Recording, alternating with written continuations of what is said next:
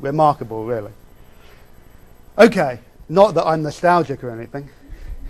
Well, I am trying to point out the bad stuff as well. Okay, the Festival of Britain. We'll end with the Festival of Britain. So as I said at the beginning of the class, the Festival of Britain held conveniently in an election year, but also to mark the centenary of the Great Exhibition, that great showcase of liberal free trade and manufacturing. This was a very different type of exhibition.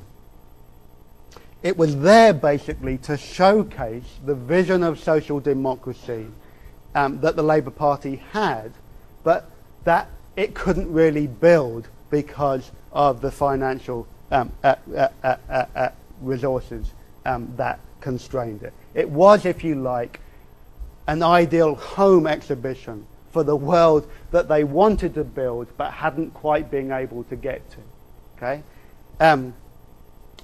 And it was resolutely modernist in orientation. It projected a brand new, shiny, modern vision of the nation. Okay? And in big contrast to the Great Exhibition of 1851, no mention of the Empire really at all. The Empire is entirely absent in the Festival of Britain. This is entirely about Britain projecting to itself the vision of a new type of modern nation that it could become if it stuck with social democracy. Very quickly, any of you struck by parallels to the documentary films that we watched of the 1930s there? Any similarities? No similarities?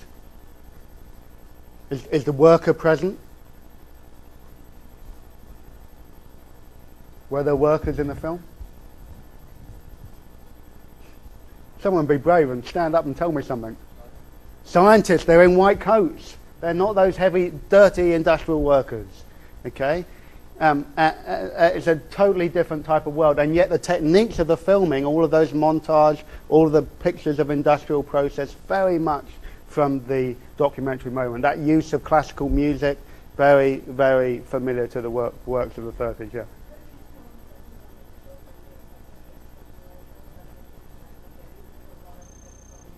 Right. That's interesting. Right.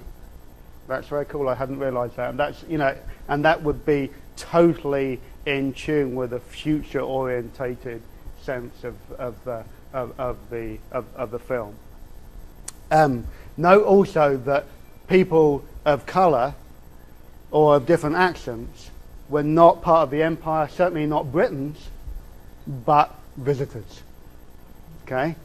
Very important, particularly as we're going to see, Britain was becoming an increasingly multiracial society at this moment. So this, the big part of the Festival of Britain is on the South Bank, between what used to be the Greater London Council, opposite on Parliament on Westminster Bridge, all the way down to the National Theatre here. Okay, and it's all still there. It's, you know, you can walk around all of this area, still pretty much in its glorious 50s concrete that it was. They have little fancy cafes there. Apparently very good for skateboarding. If any of you are into skateboarding, it's the skateboarding mecca of London. So, different to the festival also in that it's built into the fabric of the city. It's part of the reconstruction of the city as a project, rather than just this place that gets built in Hyde Park and then moved away. Also different from the Great Exhibition in its use of history. Okay? Clearly you saw in the film there that it was a very selective history. It was the history of science and technology. Okay? Not as in the Great Exhibition, where it was the history of the industrial processes and the you know, the great imperial raw materials and the manufacturing processes. Also different from the Great Exhibition because of the local festivals. Okay, across the nation, you had little festival displays and activities in any town of any size. Street parties, a display of what that town brought to the nation and how it envisages its future. And remember, the Great Exhibition gets turned into a pleasure park. In the Festival of Britain, they make no such mistake, and they put a pleasure park in Battersea Park, on just south of the Thames in Battersea Park. They create a whole new fanfare full of fancy fun rides. My parents actually went courting here, and rumour has it that my dad actually threw up after he'd been on one too many rides because he'd been consuming rather too much alcohol.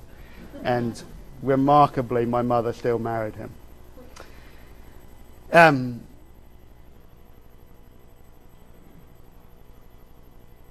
But you get the point. The Festival of Britain, radically different to the Great Exhibition, but an equally a projection of the nation's future, one that is very much based upon a image of science and what science and technology can do to the nation, and yet that tries, as in all these other areas that I've been looking at today, tries to get people involved and engaged in the task of reconstruction, even if it's to go on a funfair ride and to throw up. So, the moment that you all look forward to every Tuesday and Thursday.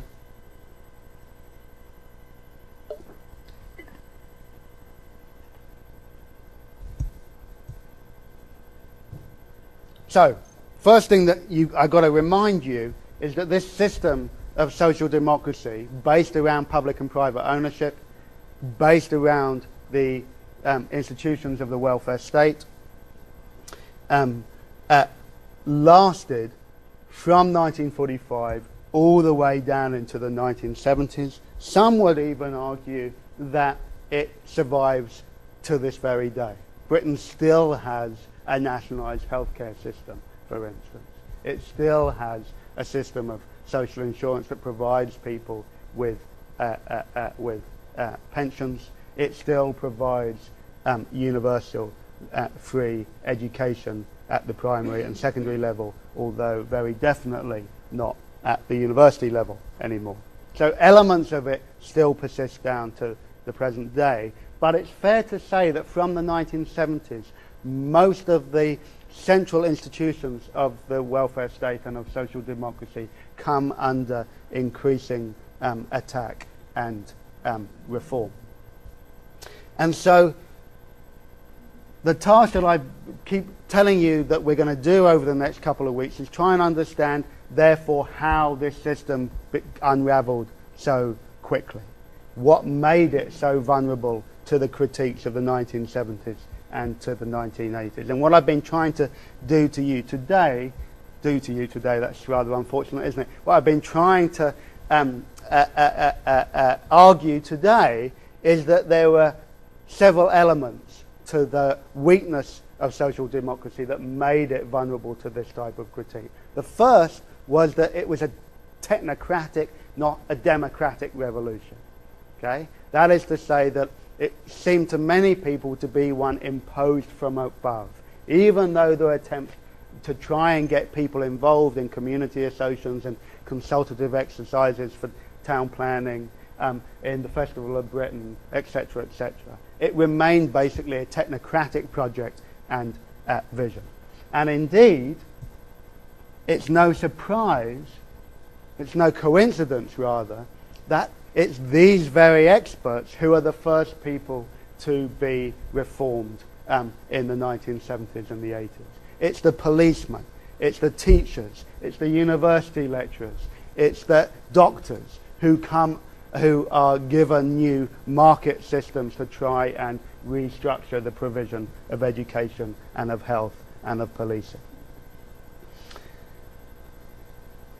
So there's a populist attack upon this type of technocratic social democracy.